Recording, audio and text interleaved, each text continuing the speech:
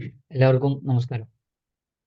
തടാകര nautic and Tantrik research സെന്ററിന്റെ പുതിയൊരു സെഷനിലേക്ക് എല്ലാവരെയും വളരെ സ്നേഹത്തോടു കൂടി സ്വാഗതം ചെയ്യുന്നു. പഞ്ചസ്തവി സീരീസ് ആണ് നമുക്ക് ഇന്ന് മുതൽ നമ്മൾ ആരംഭിക്കുന്നത്. ലഘുസ്തവം, ചർച്ചസ്തവം, ഘടസ്തവം, അംബസ്തവം, സകല ജനനീ സ്തവം തുടങ്ങിയ 5 സ്തോത്രങ്ങൾ ചേർന്നിട്ടുള്ള പഞ്ചസ്തവി സീരീസിലെ ആദ്യത്തെ ലഘുസ്തവമാണ് നമ്മൾ ഇന്ന് മുതൽ ആരംഭിക്കുന്നത്. വിദ്യാ പദ്ധതിയുമായി ബന്ധപ്പെട്ട് ഒരുപാട് സാധകരുള്ള നമ്മുടെ കേരളത്തിൽ ഈ ഒരു സെഷൻ വളരെ അവർക്കത് ആഴത്തിൽ അതിനെപ്പറ്റി അറിയാനും പഠിക്കാനുമുള്ള ഒരു അവസരം കൂടി ആയി തീരും എന്ന് നമുക്ക് ആശിക്കുന്നു. നമ്മുടെ സെഷൻ എടുക്കുന്നത് ഡോക്ടർ ആർ രാമാനന്ദാണ്. നമ്മളെ സ്നേഹപൂർവ്വം രാംജി എന്ന് വിളിക്കുന്ന രാംജിയുടെ സെഷനാണ്. ഇതിൽ ഞാൻ ഇങ്ങനെ നോക്കായിരുന്നു, അറിയാത്ത ആൾക്കാർ വളരെ കുറവാണ്. എല്ലാവരും രാംജിനെ പരിചയപ്പെടുത്തേണ്ട ആൾക്കാർ വളരെ കുറവാണ്. അപ്പോൾ ഇന്ന് മുതൽ നമ്മുടെ പഞ്ചസ്തവി സീരീസിന്റെ ആദ്യത്തെ സെഷൻ ലഘുസ്തവം നമ്മൾ ഇന്ന് മുതൽ ആരംഭിക്കുന്നതാണ്. അപ്പോൾ എല്ലാവരെയും വളരെ സ്നേഹത്തോടു കൂടിയിട്ട് നമ്മൾ ഈ സെഷനിലേക്ക് ഒരിക്കൽ കൂടി സ്വാഗതം ചെയ്തുകൊണ്ട് രാംജിയെ സെഷൻ എടുക്കാൻ വേണ്ടി വളരെ സ്നേഹത്തോട് ക്ഷണിക്കുന്നു. രാംജി. നമസ്കാരം.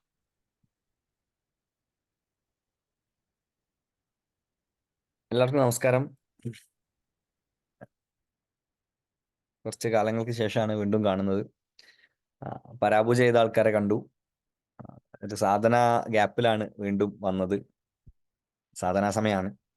അപ്പം തഥാഗതക്കാരോട് ആദ്യമേ പറഞ്ഞിരുന്നു, സാധനാ സമയമാണെങ്കിലും ക്ലാസ്സുകൾ എടുക്കാം, സമയമുള്ള സമയം നോക്കി ക്ലാസ്സുകൾ എടുക്കാം. ഞാൻ കൂടുതൽ സമയം 1 മണിക്കൂർ ക്ലാസ് എടുക്കുകയാണെങ്കിൽ 1 മണിക്കൂർ അധികം ജപിക്കേണ്ടി വരും എന്നുള്ളൊരു കാര്യമുള്ളൂ. അപ്പോൾ ഇപ്പോൾ ഒരു ഗ്യാപ്പാണ്. എന്തായാലും ആ സമയത്താണ് പഞ്ചസ്തവി തുടങ്ങാം എന്ന് കരുതിയത്.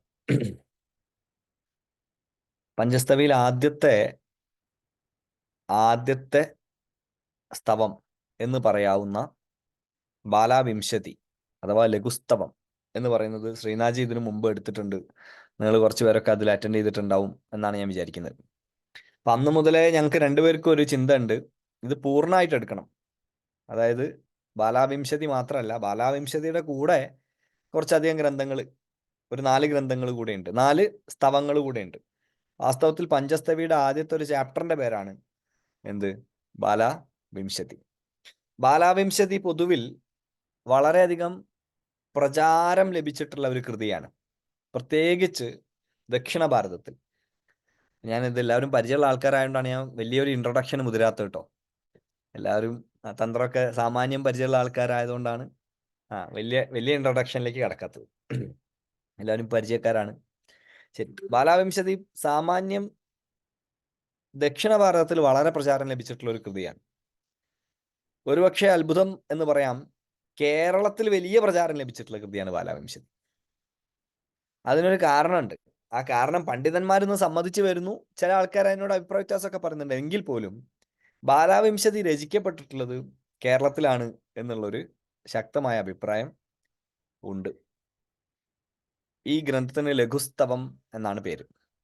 അപ്പൊ അതേക്കുറിച്ച് ഞാൻ പറയാം, അതേക്കുറിച്ച് അവസാനം പറയാം. ലഘുസ്തവത്തെക്കുറിച്ച് പറയുന്ന സമയത്ത് അതേക്കുറിച്ച് വളരെ ഡീറ്റെയിൽ ആയിട്ട് പറയാം. അപ്പൊ കേരളത്തിന് ഇതിന് വലിയ പ്രാധാന്യം ഉണ്ട് എന്ന് പറയുന്നത് പോലെ ഇതിന് ഏറ്റവും കൂടുതൽ പ്രാധാന്യമുള്ള മറ്റൊരു സ്ഥലമാണ് കാശ്മീരം.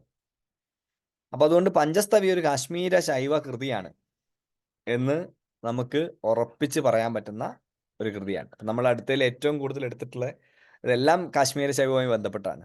ഇനിയിപ്പോൾ ഞാൻ ഭഗവത്ഗീത എടുത്താലും അത് കാശ്മീര ശൈവത്തിലെ ഭഗവത്ഗീതയാണ് എടുക്കുക. അല്ല, കാശ്മീര ശൈവത്തിൽ ഭഗവത്ഗീത ഉണ്ട്. ഗീതാർത്ഥ സംഗ്രഹം എന്ന പേരിൽ അഭിനവഗുപ്തൻ തന്നെ ഭഗവത്ഗീതയ്ക്ക് ഒരു ഭാഷ്യം ചമച്ചിട്ടുണ്ട്, അല്ലേ? ഇതൊന്നും ബന്ധമില്ലാത്തൊരു ഒരു ഗ്രന്ഥം ഈ അടുത്തെടുത്തത് നാരദ ഭക്തി സൂത്രമാണ്. അപ്പൊ നാരദ ഭക്തി സൂത്രം ഒരു വൈഷ്ണവ ഗ്രന്ഥമാണ് എന്നുള്ള നിലയ്ക്കാണ് നമ്മൾ മനസ്സിലാക്കുക. പക്ഷെ ആഴത്തിൽ നോക്കുമ്പം ശരിക്കും വീഡിയോ ഓഫാക്കി വെച്ച് പറയേണ്ട കാര്യമാണ്. ആഴത്തിൽ നോക്കുന്ന സമയത്ത് നാരദ ഭക്തി സൂത്രം നാരദൻ രചിച്ചാണോ? നാരദ ഭക്തി സൂത്രക്കാരോടുള്ള ചോദ്യമാണ്. നാരദൻ രചിച്ചാണോ? നാരദൻ രചിച്ചാന്ന് പറഞ്ഞാൽ ഞാൻ ക്ലാസ് എടുത്ത്, ഇല്ലെങ്കിൽ നാരദന്റെ പേരിൽ നടത്തുന്ന നാരദ ഭക്തി സൂത്രം വേറെ ആളെ പേരിലാക്കി എന്ന് പറയില്ലേ? അപ്പൊ ആ ക്ലാസ് പറയാൻ പറ്റാത്തതുകൊണ്ട് ഈ ക്ലാസ് പറയാം. നാരദ ഭക്തി സൂത്രം വാസ്തവത്തിൽ നാരദൻ രചിച്ചാണോ എന്ന് ചോദിച്ചാൽ അല്ല, നാരദന്റെ ഭാഷയും രചിച്ചു എന്ന് പറയാം. അപ്പൊ അത് യഥാർത്ഥത്തിൽ ആര് രചിച്ചു? കൗണ്ഡിന്യൻ രചിച്ചു ഒരു അഭിപ്രായം. ഭക്തിസൂത്രം കൗണ്ഡിന്യ വിരചിതാണെന്നാ പറയാം. നാരദൻ അതിനൊരു വ്യാഖ്യാനം എഴുതുന്നത് നാരദ ഭക്തി സൂത്രമാവുന്നു. ഇപ്പൊ കൗണ്ഡിന്യൻ ആരാ?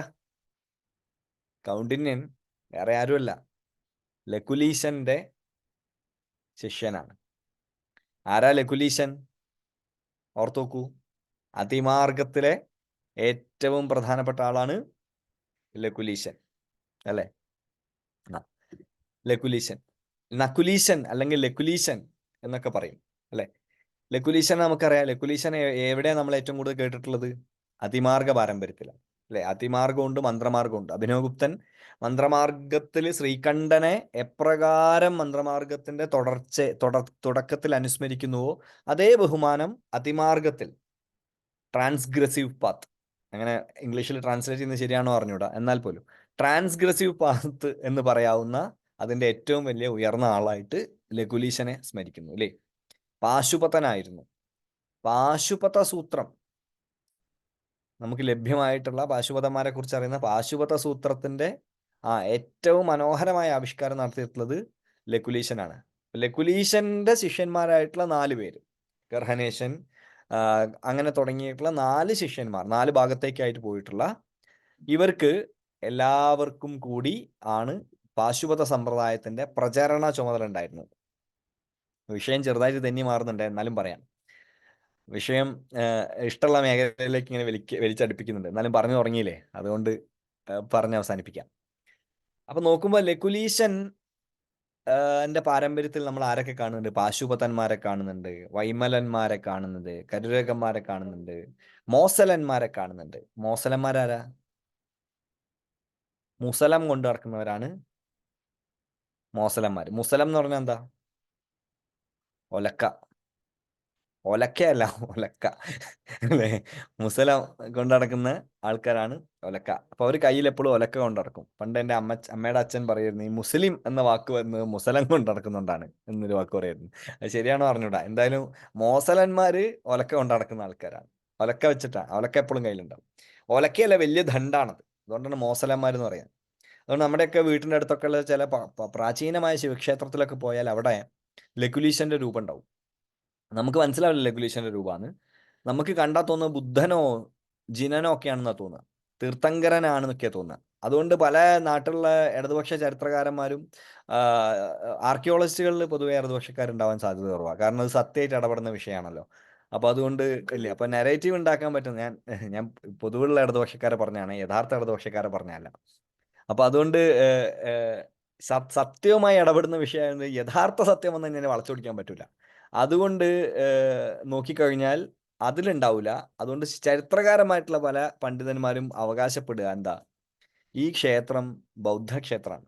എന്തുകൊണ്ടാണ് ബൗദ്ധക്ഷേത്രം എന്ന് പറയാൻ കാരണം? അതിന്റെ മുകളിൽ എവിടെയോ ഈ ബുദ്ധന്റെ പോലത്തെ ഒരു രൂപം കണ്ടിട്ടുണ്ട്. അപ്പൊ അത് ബുദ്ധന്റെയാണ്, അതിൽ സംശയമില്ല. എല്ലാം ബുദ്ധന്റെയാണ്, അല്ലേ? എല്ലാം ബുദ്ധന്റെയാണ്, അല്ലെ ജൈനന്റെയാണ്. അതിന് മുമ്പ് ഇവിടെ വേറെ ആർക്കും ഒന്നും ഉണ്ടായിരുന്നില്ല. അങ്ങനെ ആഴത്ത് നോക്കിക്കഴിഞ്ഞാൽ മനസ്സിലാവും, ഈ ബുദ്ധന്റെ രൂപത്തിലുള്ള ആളെ കയ്യിൽ ഒരു ഒലക്ക ഉണ്ടാവും. അപ്പൊ സൂക്ഷ്മമായി നോക്കി നമുക്ക് എന്ത് മനസ്സിലാവണം? ഇത് ലകുലീശനാണ്, ഇത് ആരല്ല, ഇത് ബുദ്ധനോ ജിനനോ ഒന്നല്ല. അപ്പൊ അവരുടെ കയ്യിൽ ഒലക്ക ഉണ്ടാവും. അപ്പൊ ഈ ഒലക്ക കൊണ്ട് നടക്കുന്ന ആൾക്കാരാണ് ആര്? മോസലന്മാര്, കാളമുഖന്മാര്. അവരൊക്കെ ഒലക്ക കൈ പിടിച്ച് നടക്കുന്ന ആൾക്കാരാണ്.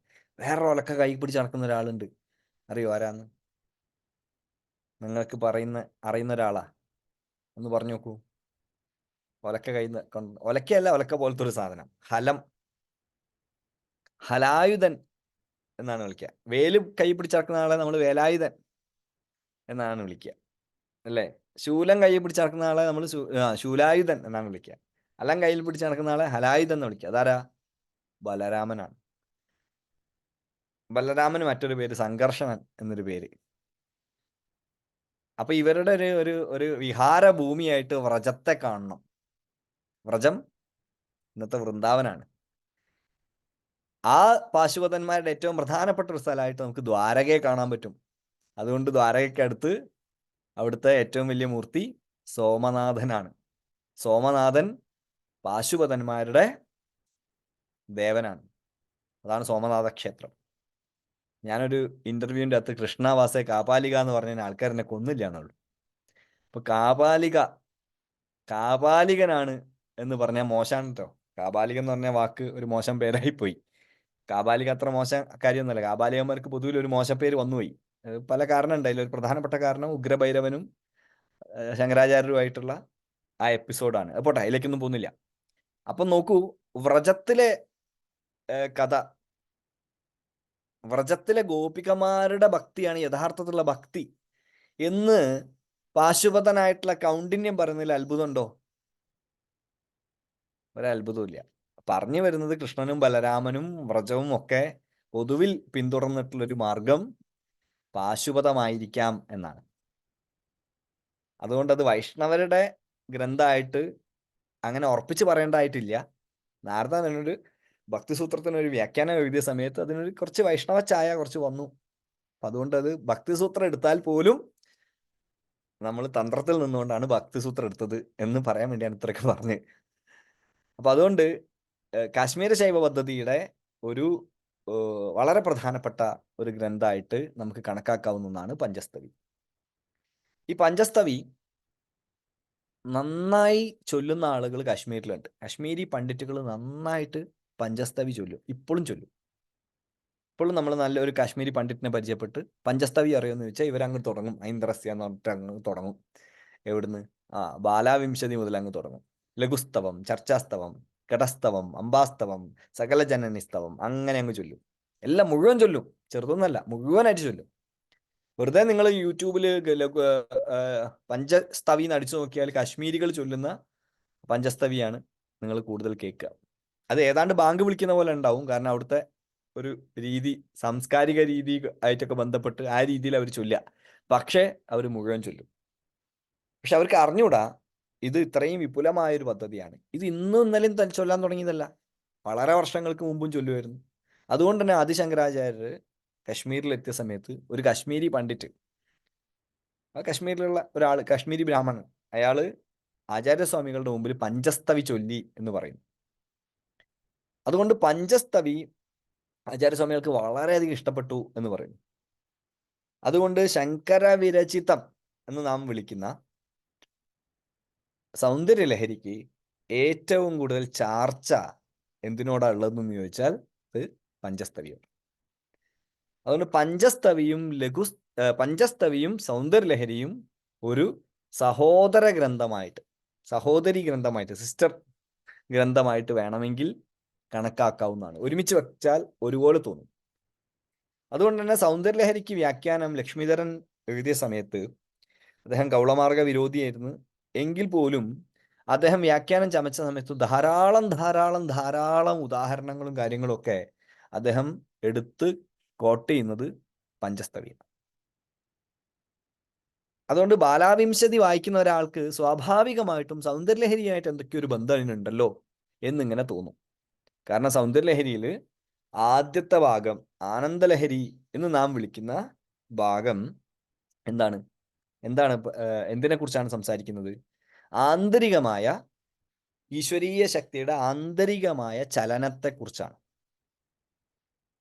ആ ആന്തരികമായ ഒരുവനിൽ സ്ഥിതമായിരിക്കുന്ന ആ ഈശ്വരീയ ശക്തിയെ, ആ ശക്തി വിശേഷത്തെ തന്ത്രം വിളിച്ചിരിക്കുന്ന പേര് കുണ്ഡലിനി എന്നാണ്. അതുകൊണ്ട് സൗന്ദര്യലഹരിയുടെ ആദ്യത്തെ ആനന്ദലഹരി എന്ന് പറയുന്ന ഭാഗം കുണ്ഡലിനി കേന്ദ്രീകൃതമായിക്കൊണ്ടാണ് വികസിക്കുന്നത്. നമ്മൾ വായിച്ചിട്ടുണ്ട്, നമ്മൾ പഠിച്ചിട്ടുണ്ട് അല്ലേ?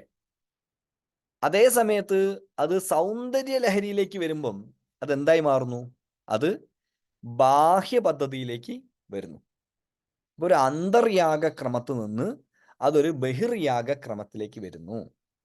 അന്തര്യാഗം സമയമാർഗത്തിൽ നിന്ന് അത് ഒരു കൗളമാർഗത്തിലേക്ക് പ്രവേശിക്കുന്നു, അല്ലെ ദക്ഷിണമാർഗത്തിലേക്ക് പ്രവേശിക്കുന്നു എന്ന് പറയാം. വാമമാർഗത്തിൽ നിന്ന് അത് ദക്ഷിണമാർഗത്തിലേക്ക് പ്രവേശിക്കുന്നു എന്നും വേണമെങ്കിൽ പറയാം. അതായത് തികച്ചും ആന്തരികമായ ഒന്ന് എന്തായി മാറുകയാണ്? ബാഹ്യമായി മാറുകയാണ്. അപ്പൊ ബാഹ്യമായി മാറുന്ന സമയത്ത് അത് നല്ലതാണോ ചീത്തയാണോ അങ്ങനെ ഒരു അർത്ഥമൊന്നുമില്ല, അങ്ങനെ ഒരു അങ്ങനത്തെ ചിന്താരീതിയൊന്നുമില്ല. അതൊക്കെ ആത്മീയമായിട്ട് ഈ വിഷയത്തെക്കുറിച്ച് ആഴത്തിൽ ചിന്തിക്കാത്ത മനുഷ്യന്മാരാണ് എന്ത് പറയാ, ബാഹ്യമായ പൂജാരീതികളൊക്കെ ഒരു കുറഞ്ഞ ഏർപ്പാടാണ്, ആന്തരികമായ പദ്ധതിയാണ് വലുത്. അങ്ങനത്തെ ആൾക്കാരുണ്ട്. ആന്തരികമായി മാത്രമേ സാധന ചെയ്യാൻ പാടുള്ളൂ, പുറത്ത് ബാഹ്യമായി സാധന ചെയ്യുന്നതിൽ അർത്ഥമില്ല. അന്തർമുഖ സമാരാധ്യ അല്ലേ? അകത്ത് സാധന ചെയ്യാൻ അവർക്ക് അവൾ ലഭ്യയാണ്, അവള് അങ്ങനെ ആ ആരാധന ഏറ്റുവാങ്ങുന്നവളാണ്. പിന്നെയോ ബഹിർമുഖ സുദുർലഭ, പുറത്ത് അത് സുദുർലഭയാണ്. അവള് എന്താണ്? ദുർലഭയായിരിക്കുകയാണ്. എന്തുകൊണ്ട് ദുർലഭയായിരിക്കുന്നു? ഇതാണ് ചോദ്യം. ആന്തരികമായ ഒരു പൂജാ പദ്ധതിയുടെ, ഒരു ബാഹ്യപൂജയുടെ, ഒരു ബാഹ്യക്രമത്തിന്റെ ആന്തരികമായ സത്താവിശേഷത്തെ, സത്തയെ അറിയാതെ ഒരാൾ ക്രിയാകലാപങ്ങൾ ചെയ്തുകൊണ്ടിരുന്ന അവിടെ ആരുണ്ടാവില്ല? അവിടെ പരാശക്തി ഉണ്ടാവില്ല. പരാശക്തി ഉണ്ടാവണം എന്തുണ്ടാവണം? സമർപ്പണ ഭാവത്തോടുകൂടെ എന്താണോ നമ്മൾ ബാഹ്യമായി ചെയ്യുന്നത് അത് ആന്തരികമായി അതിൻ്റെ തത്വത്തെ ഗ്രഹിക്കാൻ സാധിക്കണം. അതുകൊണ്ട് ബാഹ്യമായ പൂജയെ നമ്മൾ അപരാപൂജ എന്നാ വിളിക്കുക. ആന്തരികമായ പൂജ എന്താ വിളിക്കുക? പരാപൂജ എന്നാ വിളിക്കുക. ബാഹ്യവും നമ്മുടെ പരാപൂജയല്ലേ? ബാഹ്യവും ആന്തരികവുമായി സംഭവിക്കുന്ന മിശ്രപൂജ എന്താ വിളിക്കുക? പരാപരപൂജ എന്നാ വിളിക്കുക. അപ്പൊ എല്ലാ പൂജാരീതികൾക്കും ആചാര്യന്മാർ എന്ത് നിഷ്കർഷിച്ചിട്ടുണ്ട്? ആന്തരികമായ ഒരു രീതിയുണ്ട്, ബാഹ്യമായ ഒരു രീതിയുണ്ട്. ഏത് ബാഹ്യപൂജയ്ക്കും ഒരു ആന്തരികമായ ഒരു പൂജ രീതിയുണ്ട്. ആ ആന്തരികമായത് കട്ട് ചെയ്തുകൊണ്ട് ബാഹ്യമായ പൂജ ചെയ്താൽ യാതൊരു ഗുണവുമില്ല. അത് ആരാ കട്ട് ചെയ്യുക? ഇതാണ് ചോദ്യം. അത് കട്ട് ചെയ്യുക ആരാ? നമ്മൾ പൈസ കൊടുത്ത് പൂജ ചെയ്യിപ്പിക്കുന്ന ആളാ കട്ട് ചെയ്യുക. കാരണം അയാൾ നമുക്ക് വേണ്ടി ചെയ്യുന്നല്ല, അയാൾക്ക് ഗുണമില്ലല്ലോ ഇതിനെ കൊണ്ട്. അപ്പൊ അതുകൊണ്ട് അയാൾ ആന്തരികമായിട്ടുള്ള പൂജാ പദ്ധതി അയാൾ എന്തിലാ ഫോക്കസ് ചെയ്യുക? അയാൾ ക്രിയാപദ്ധതിയിലാണ് ഫോക്കസ് ചെയ്യുക. അയാൾ പെർഫോമൻസിലാണ് ശ്രദ്ധിക്കുന്നത്. നിങ്ങൾ കാണുമ്പോൾ നിങ്ങളെ പെർഫോമൻസ്, അയാൾ കണ്ണടച്ച് കുറേ നേരം ഇരുന്നു, അപ്പോൾ നമ്മൾ കുറേ പൈസ കൊടുത്താണല്ലോ ഇയാളൊന്നും ചെയ്യുന്നില്ലല്ലോ എന്ന് നമുക്ക് തോന്നും. അങ്ങനെ തോന്നിപ്പിക്കാതിരിക്കാൻ വേണ്ടി അയാൾ കുറച്ച് ഹോമകുണ്ടത്തിലേക്ക് എന്തെങ്കിലും വാരിയിടും, അവിടുന്ന് കുറച്ച് ക്രിയാകലാപങ്ങളൊക്കെ കാണിക്കും. ക്രിയാകലാപം എന്നതിൻ്റെ പേര് തന്നെ. കുറച്ച് മുദ്രയൊക്കെ കാണിക്കും, ചില ഹ്രീം ഹ്രൂം ഹറാം എന്നുള്ള ശബ്ദമൊക്കെ ഉണ്ടാക്കും. അപ്പോൾ ആള് നല്ല കേട്ടോ, ഗംഭീര പൂജയാണ്. പണ്ട് എനിക്ക് ഓർമ്മയുണ്ട്, എൻ്റെ വീട്ടിൻ്റെ അടുത്തുള്ളൊരു വിഷ്ണു ക്ഷേത്രത്തിലൊരു പൂജാരി വന്നു. നല്ല മിടുക്കനാണ്, എനിക്ക് അറിയുന്ന ആളാണ്. നന്നായി നല്ല അറിവുള്ള മനുഷ്യനാണ്, ഒരു യോഗി തുല്യനായ മനുഷ്യനാണ്. പക്ഷെ അയാൾ ആ അമ്പലത്തിൽ നിന്ന് പുറത്താക്കി. എന്താ കാരണം എന്നറിയാം? ഇയാൾ അമ്പലത്തിന്റെ ഉള്ളിൽ നിന്ന് പൂജ ചെയ്യുന്ന മന്ത്രം പുറത്തേക്ക് കേൾക്കില്ല അറിഞ്ഞിട്ട്. ഇയാൾ ഉള്ളിൽ നിന്ന് ജപിക്കുമ്പോ ആൾക്കാർ വന്ന് നിൽക്കല്ലേ, ആൾക്കാർ വിചാരിക്കുന്നത് ഞങ്ങൾ അമ്പലത്തിൽ ഭണ്ണാരത്ത് പൈസ ഇട്ടിട്ടാണ് ഇത് റൺ ചെയ്യുന്നത്. കമ്മിറ്റിക്കാരന്റെ വിചാരം കമ്മിറ്റിക്കാരന്റെ ജോലിക്കാരനാണ് പൂജാരി എന്നാ. അപ്പൊ കമ്മിറ്റിക്കാരൻ ചോദിക്കും, എന്താ ഭഗവാന്റെ കാര്യങ്ങളൊന്നും ശരിക്കും ചെയ്യുന്നില്ലേ? ഇയാൾക്കറിയാം ഭഗവാന്റെ കാര്യം അയാൾ ശരിക്കും ചെയ്യുന്നുണ്ടോ ഇല്ലേന്ന്. അപ്പൊ ഇയാൾ അകത്ത് കയറി ധ്യാനിക്കുകയും വളരെ കൃത്യമായി ചെയ്യുകയും ചെയ്തതിന്റെ പേരിൽ അയാൾ അവിടുന്ന് പുറത്താക്കി. എന്നിട്ട് അയാൾ വന്ന് വലിയ വിഷമമൊക്കെ പറഞ്ഞു. അയാൾ പറഞ്ഞു, ഞാൻ ആ കൃഷ്ണനായിട്ട് ലയിച്ചിരിക്കുക അകത്ത്. ആ ചൈതന്യം നമുക്ക് അറിയാൻ പറ്റും, അറിയുന്നവർക്ക്. പക്ഷെ കുറെ ആൾക്കാർ പോയി കംപ്ലൈന്റ് ചെയ്തു, പഴയ പൂജാരി ഉള്ളിന്ന് ജപിക്കുന്നത് പുറത്ത് കേൾക്കരുന്ന്, ഇയാൾ ജപിക്കുന്നത് കേൾക്കുന്നില്ല, അതുകൊണ്ട് ഇയാൾ ഒരു കള്ളനാണ്, ഇയാൾ ഉറങ്ങുകയാണോ എന്ന് ആർക്കറിയാം എന്നൊക്കെ പറഞ്ഞിട്ട് പുറത്തായി. ചിലപ്പോൾ നിങ്ങളെ നാട്ടിലും ഉണ്ടാവും ഇങ്ങനത്തെ കഥ. സ്വാഭാവികമായിട്ട് നമ്മുടെയൊക്കെ മനസ്സിൽ അങ്ങനെ ഒരു സാധനം. അതാണ് വെറും ബഹിർപൂജ. ആ പൂജയിൽ എന്തെങ്കിലും ഉണ്ടോ? ചിലപ്പോൾ ഒന്നും ഉണ്ടാവില്ല, ചില ശബ്ദ കോലാഹലങ്ങൾ ഉണ്ടാക്കുന്നു എന്ന് മാത്രം.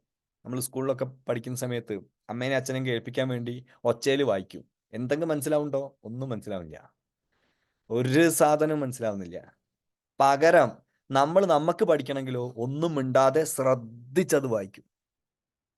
അപ്പൊ അച്ഛനും അമ്മയും കംപ്ലൈന്റ് പറയും, ഇവന് ഒരു വസ്തു വായിക്കില്ല, പഠിക്കില്ല. എന്താ കാര്യം? ഒന്നും കേൾക്കില്ല വായിക്കുന്നത്. പക്ഷെ കുട്ടി കൂടുതൽ പഠിച്ചപ്പോഴാ ആന്തരികമായിട്ട് അതിനെ സ്വീകരിച്ചപ്പോഴാണ്.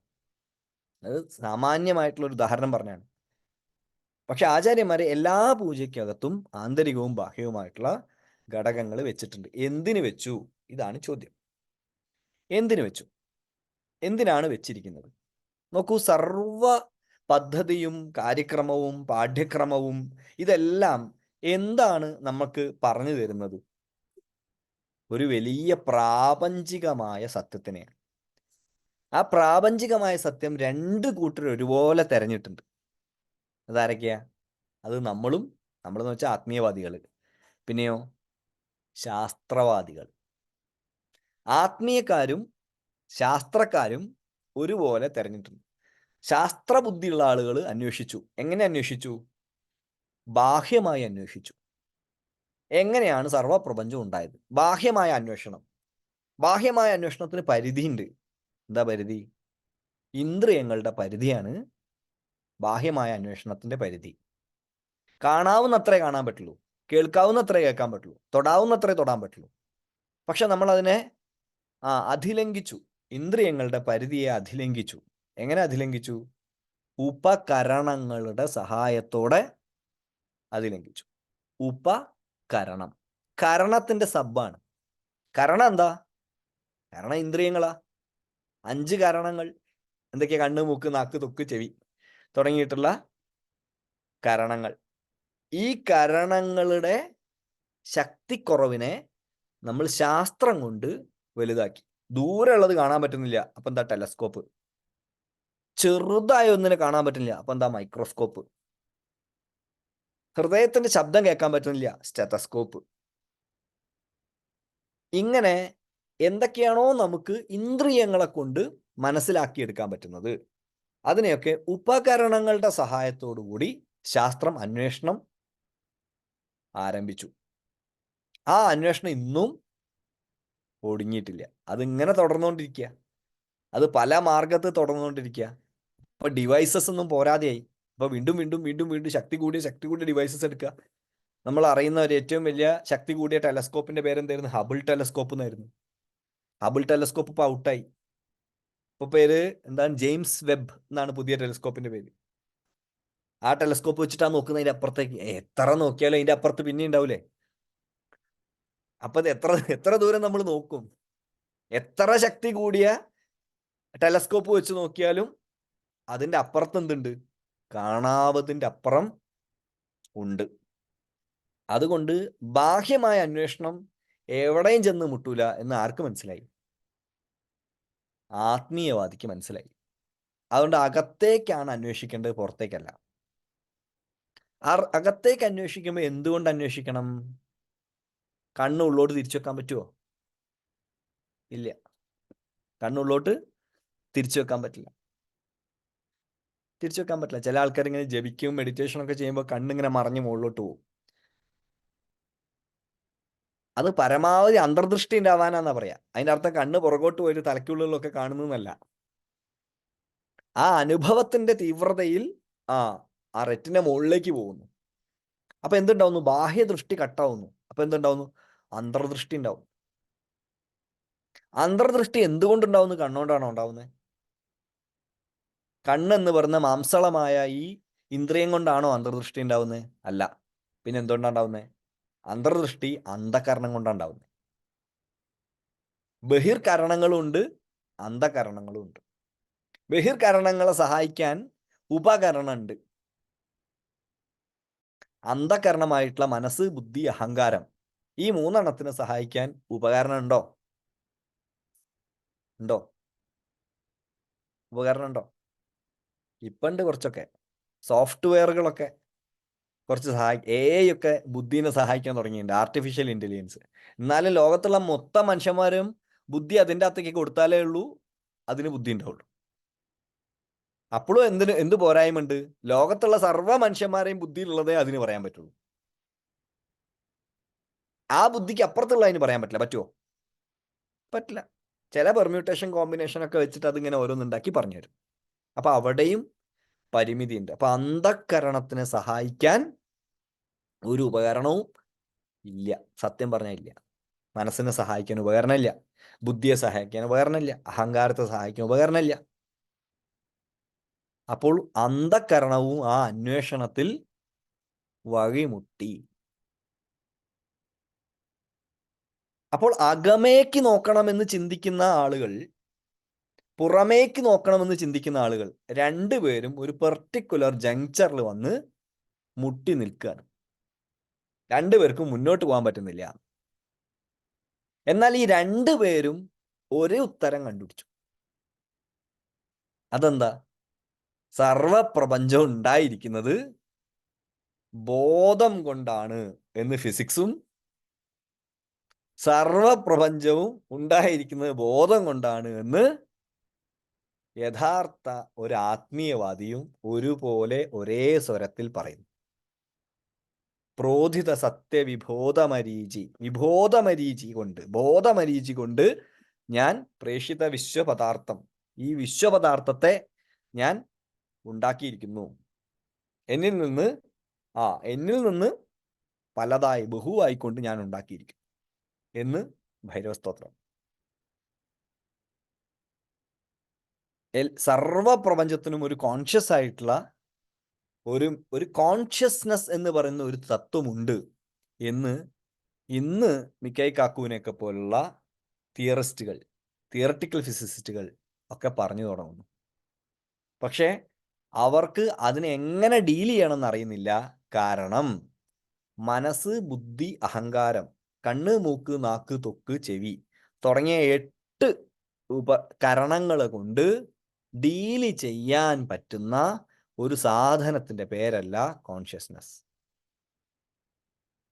കാരണം അതിന്റെ സ്കെയില് ബോധത്തിനെക്കാട്ട് എത്രയോ ചെറിയ സ്കെയിലാണ്. കട്ടിപിടിപ്പുണ്ടോ? ഇല്ലല്ലോ. ചില ആൾക്കാരെ എൻ്റെ അമ്മേ എന്നൊക്കെ ഇരിക്കുന്ന പോലെ തോന്നി. അപ്പം ബോധത്തിനെ കൊണ്ട് ഇപ്പൊ ബോധം പോവല്ലോ എന്നുള്ള പോലെയൊക്കെ ഇരിക്കുക. അപ്പൊ ഈ ചെറിയ സ്കെയില് കൊണ്ട് അത് അളക്കാൻ പറ്റില്ല.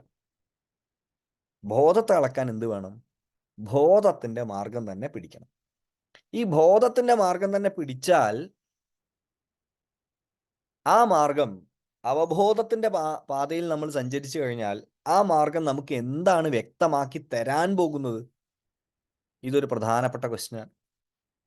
ഈ ക്വസ്റ്റ്യൻ പണ്ട് വളരെ വ്യക്തമായിട്ട് ഇതിന്റെ ഒരു ഘട്ടം ആൻസർ ചെയ്യപ്പെട്ടിട്ടുണ്ട്. ആ ഘട്ടം എന്താണ്? ആ ഘട്ടം ആൻസർ ചെയ്യപ്പെട്ടത് ഒരു മഹാത്മാവ്, ഒരു ഋഷി തുല്യനായ മഹാത്മാവിന്റെ ശബ്ദത്തിലൂടെയാണ്. ആ ഋഷി തുല്യനായ മഹാത്മാവ് പറഞ്ഞു, പ്രപഞ്ചം എന്ന് പറയുന്ന ഈ സാധനം മറ്റൊന്നുമല്ല, അത് ഊർജദ്രവ്യങ്ങളുടെ ഒരു സമീകരണമാണ്. അങ്ങനെ പറയുമ്പോൾ മനസ്സിലാവാത്തത് E = mc² എന്ന് പറഞ്ഞാൽ എല്ലാവർക്കും മനസ്സിലാവും. ഊർജം തന്നെയാണ് ദ്രവ്യമായി തീർന്നിട്ടുള്ളത്, ദ്രവ്യം തന്നെയാണ് ഊർജമായി തീരുന്നത്. അതൊരു ഘട്ടാണ്. പക്ഷെ ഊർജവും ദ്രവ്യവും എന്താണ്? അതിനുത്തരം തന്ത്രം പറയുന്നുണ്ട്. എന്താ തന്ത്രം പറയുന്നത്? ബോധമാണ് ഊർജമായും ദ്രവ്യമായും ചേർന്നത്. സച്ചിദാനന്ദം. ചിത്താണ് ആനന്ദമായി പരിണമിക്കുന്നത്. സത്തും ചിത്തും ആനന്ദവും ചേർന്നാൽ അതിന് ചിദാനന്ദ ഘനരൂപം എന്നാണ് പറയുക. ആ ചിദാനന്ദ ഘനരൂപത്തിന്റെ അകത്ത് 3 ശക്തിവിശേഷങ്ങളുണ്ട്. അതിന് ഇച്ഛ, ജ്ഞാനം, ക്രിയ എന്നാണ് പറയുക. അതെന്താണ്? ഇച്ഛ, ജ്ഞാനം, ക്രിയ. Knowledge, action and will. പ്രപഞ്ചം സൃഷ്ടിക്കണമെന്ന ഇച്ഛ, ആ ഇച്ഛ ഉണ്ടായതുകൊണ്ടാണ് പ്രപഞ്ചം സൃഷ്ടിക്കപ്പെട്ടിട്ടുള്ളത്. ആ ഇച്ഛ ഉണ്ടായിട്ട് മാത്രം കാര്യമില്ല, അത് സൃഷ്ടിക്കാനുള്ള ജ്ഞാനം അകമേ ഉണ്ടാവണം. ഇച്ഛാജ്ഞാനങ്ങൾ സമാസമം ചേരുമ്പോൾ ഉണ്ടാകുന്ന ശക്തിവിശേഷമാണ് ക്രിയാശക്തി. ആ ക്രിയാശക്തി കൊണ്ട് സകലതിനെയും ചമച്ചിരിക്കുന്നു. അപ്പൊ എന്തൊക്കെയാണ്? ഇച്ഛാശക്തി, ജ്ഞാനശക്തി, ക്രിയാശക്തി. ഇനിയോ ആനന്ദശക്തി, പിന്നെയോ ചിത് ശക്തി. അപ്പൊ 5 എണ്ണായി. ചിത് ശക്തി, conscious, the power of consciousness. ആനന്ദശക്തി, ദ പവർ ഓഫ് ബ്ലിസ്. പിന്നെയോ നോളജ് ശക്തിയാണ്, power of knowledge, power of will, power of knowledge, power of action. ഇച്ഛാജ്ഞാന ക്രിയ, ഇതൊക്കെ ശക്തിയാണ്. അപ്പൊ ഒരു ചോദ്യം, അപ്പൊ ശിവനോടെ പോയി? ചിത് ശക്തിയാണ്, ഇച്ഛ ശക്തിയാണ്, ജ്ഞാനം ശക്തിയാണ്, ക്രിയ ശക്തിയാണ്, ആനന്ദ ശക്തിയാണ്. ഇതെല്ലാം കൂടി ചേർന്നാലോ ചിദാനന്ദ ഘനരൂപം. അതെന്താ സാധനം? അത് ശിവശക്തിയാത്മകാണ്. അല്ല, ശക്തിനെ കുറിച്ച് എത്രയും നേരം പറഞ്ഞുള്ളൂ. അപ്പൊ ശിവൻ എവിടെ പോയി? അപ്പോഴും ശിവൻ കാണാമറയത്ത് ഇങ്ങനെ നിൽക്കാണ്. ചിദ്തും ആനന്ദവും ചേർന്നാൽ, സമാസമം ചേർന്നാൽ അത് ശിവശക്തിയാത്മകായി. അപ്പൊ അതില് ശിവനെവിടെ വേറെ? ആനന്ദം ശക്തിയാണെന്ന് പറഞ്ഞാൽ ചിദ് ശിവനാണെന്ന് പറയാൻ പറ്റുമോ? അങ്ങനെയാണ് ചിത് ശിവൻ എന്ന് പറഞ്ഞാൽ പോരെ, ചിത് ശക്തി എന്ന് പറയണോ? ഇനി നിങ്ങളാരും എന്നെ ചീത്ത അറിയരുത്. അവസാനം പറഞ്ഞു വരുമ്പോൾ ശിവനെ കാണൂല. അങ്ങനെയൊന്നും ഇല്ല. അതാപ്പം ഉണ്ടായത്. കാശ്മീർ ശൈവം എന്നൊക്കെ പറഞ്ഞിട്ട് അവസാനം പറയാ ശിവനില്ല, ശക്തി മാത്രം. ശക്തിയിൽ നിന്ന് ഭിന്നനായ ഒരു ശിവൻ ഇല്ല, അഭിന്നമായിരിക്കുക. അതുകൊണ്ടാണ് ആദ്യത്തെ ശ്ലോകത്തിൽ ശങ്കരാചാര്യസ്വാമികൾ എന്ത് പറഞ്ഞിട്ട് സൗന്ദര്യലഹരി, ശിവശക്തിയായുക്തോ യതി ഭവതി ശക്തപ്രഭവിത എന്ന് പറഞ്ഞിട്ട് എന്താ പറയുന്നത്? ന സ്പന്ദിതും, ഇളകാൻ പോലും അശക്തനായി ഭവിക്കും. ഈ അശക്തൻ എന്ന് പറയാൻ തന്നെ ഒരു ശക്തിന്റെ സഹായം വേണം, അല്ലേ? അശക്തൻ എന്ന് പറയാൻ തന്നെ ശക്തിയുടെ സഹായം വേണം. ഇതിന് വിജ്ഞാന ഭൈരവതന്ത്രത്തിൽ ഒരു മനോഹരമായ ധാരണയുണ്ട്. നിങ്ങൾ ഭൈരവതന്ത്രം പഠിച്ചപ്പം പരിശീലിച്ചിട്ടുണ്ടാവും. വ്യഞ്ജന ശബ്ദങ്ങൾ എല്ലാം തന്നെ എന്താണ്? ആകാരത്തോടു കൂടിയാണ്, അല്ലേ? രണ്ടക്ഷരല്ലേ ഒരു വ്യഞ്ജന ശബ്ദം? ക എന്ന ശബ്ദം എന്താ? ഖ് അധികം ആ ആണ്. അതിനകത്ത് എന്തുണ്ട്? ആ ഉള്ളിലുണ്ട്. ഖ് അധികം ആ എന്ന് പറയുന്നിടത്ത് എന്തുണ്ട്? വ്യഞ്ജനത്തിന്റെ കൂടെ സ്വരം ഉണ്ട്. പിണ്ടമന്ത്രങ്ങൾ എന്ന് പറയുന്ന ചില കാര്യങ്ങൾ, അതായത് സ്വരങ്ങളില്ലാത്ത വ്യഞ്ജന ശബ്ദമില്ല. സ്വരങ്ങളില്ലാത്ത വ്യഞ്ജന ശബ്ദം ഇല്ല. അപ്പൊ ഇവിടെ പറയാണ് ഖ് അധികം ആ എന്നതിൽ ആകാരമായിരിക്കുന്ന ആ ശക്തിവിശേഷം അതെന്താ? മാതൃകാചാരത്തിൽ അകാരം കോൺഷ്യസ്നസ് ആണ്, ചിദ്ദാണ്. എല്ലാ വ്യഞ്ജന ശബ്ദത്തിൻ്റെയും കൂടെ ചിദ് ചേർന്നിരിക്കുക, പ്ലേ ഓഫ് കോൺഷ്യസ്നസ്. നിങ്ങളെ ബുക്ക് കിട്ടിട്ടോ? രാജശേഷി അയച്ച ബുക്ക് കിട്ടിയേ, പ്ലേ ഓഫ് കോൺഷ്യസ്നസ്. ഇപ്പൊ കിട്ടിയുള്ളൂ, ഞാൻ ഇപ്പോൾ തുറന്നു നോക്കിയുള്ളൂ. ശരി, പ്ലേ ഓഫ് കോൺഷ്യസ്നസ്, ബോധത്തിന്റെ ഒരു ഡാൻസ് മുഴുവൻ. അതുകൊണ്ട് വിജ്ഞാന ഭൈരവതന്ത്രം പറയുന്നുണ്ട്, ധാരണ ചെയ്യുന്ന സമയത്ത് വ്യഞ്ജനം, സ്വരമില്ലാത്ത വ്യഞ്ജന ശബ്ദം ഉച്ചരിച്ചു നോക്കാൻ. നിങ്ങൾ ഉച്ചരിച്ചു നോക്കൂ. ഒച്ച വരില്ല. ഖ് എന്ന് പറയുമ്പോൾ ഒരു ആ അവിടെ വരുന്നുണ്ട്. ഖ് എന്ന് പറഞ്ഞിടത്ത് ഒരു ആ വരുന്നുണ്ട്. എന്താ അതിന്റെ മറുപടി? അപ്പൊ ഇവിടെ വ്യഞ്ജനം സ്വരം അവിടെ ശക്തിയായിട്ട് നിലനിൽക്കുന്നുവെങ്കിൽ ആ വ്യഞ്ജന ശബ്ദം എന്താക്കുന്നില്ല? ഒന്നിനെയും ഉൽപ്പാദിപ്പിക്കുന്നില്ല. അതിൽ നിന്ന് ഭിന്നായി പോയാൽ നസ്പന്ദിതും അങ്ങനെ നിൽക്കും. അപ്പൊ ഒരാള് ശബ്ദം ഉണ്ടാക്കുക, ശബ്ദം ഉണ്ടാക്കുമ്പോൾ സ്വരം ഇല്ലാതെ ഞാൻ ഒച്ച ഉണ്ടാക്കും എന്ന് പറഞ്ഞാൽ ഒച്ച ഉണ്ടാക്കാൻ പറ്റില്ല. അയാളെന്തൊന്നും മിണ്ടാത്ത? അയാളെ നമ്മൾ കാണണം, അപ്പോഴേ നമുക്ക് എന്ത് പറയാൻ പറ്റുള്ളൂ? അയാളൊന്നും എന്താ മിണ്ടാത്തത്? അയാൾ ഒരു ഇരുട്ട് മുറിയിലാണെങ്കിലോ അവിടെ ആരെങ്കിലും നമുക്ക് അറിയോ? അറിഞ്ഞൂടാ. സ്വരം ചേരുന്ന സമയത്തോ അവിടെ ആരോ ഉണ്ടല്ലോ എന്ന് നമ്മൾ പറയില്ലേ? ആ എന്ന ശബ്ദമാണ് അവിടെ അയാളുടെ അസ്തിത്വത്തെ നമുക്ക് ബോധ്യപ്പെടുത്തി തന്നത്. അപ്പൊ നമുക്ക് എന്ത് മനസ്സിലായി? അവിടെ ഒരാളുണ്ട്, ആ ആളെ പേര് ശിവൻ എന്നാണ്. ശിവജ്ഞാനപ്രദായി. എങ്ങനെ? ശബ്ദം കൊടുത്തുകൊണ്ട്. അതുകൊണ്ട് ശിവം എന്താണ് എന്ന ചോദ്യത്തിന് നിഷ്കലം എന്നാണ് തന്ത്ര ഉത്തരം പറഞ്ഞിരിക്കുന്നത്. എന്താണ് നിഷ്കലം? ആബ്സ്ട്രാക്ട് എന്നൊന്നും പറഞ്ഞാൽ നിഷ്കലാവൂല. അബ്സല്യൂട്ട് ആബ്സ്ട്രാക്ട്നെസ് എന്ന് പറഞ്ഞാൽ ആവൂല. വോയിഡ് ആവോ? ശൂന്യം ആവോ? നിറഞ്ഞിരിക്കുന്നതാണ്.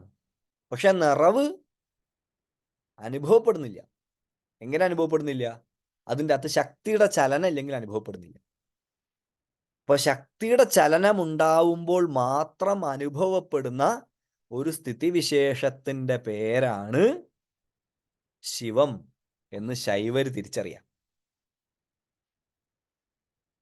അതുകൊണ്ട് ശക്തി ഇല്ലാതെ അയാളായിട്ട് കാണാനും പറ്റൂല, അറിയാനും പറ്റൂല, ഉണ്ടോന്ന് പോലും ഉറപ്പില്ല. ശക്തി ഉണ്ടെങ്കിലോ ഉണ്ട്. അത് നല്ല വൃത്തിയായിട്ട് പ്രകൃതി നമുക്ക് ഓർമ്മിപ്പിച്ചു തരും. ജീവശക്തി ഉള്ള സമയത്തെ അയാൾ ഉണ്ട് നമ്മൾ പറയുള്ളൂ. ജീവശക്തി ഇല്ലെങ്കിലോ അയാൾ ശവായി, കുറച്ച് കഴിഞ്ഞാലോ അയാൾ കത്തിച്ച് പടായി, അല്ലേ? പിന്നെ ചുമരുമ്പിൽ കയറി.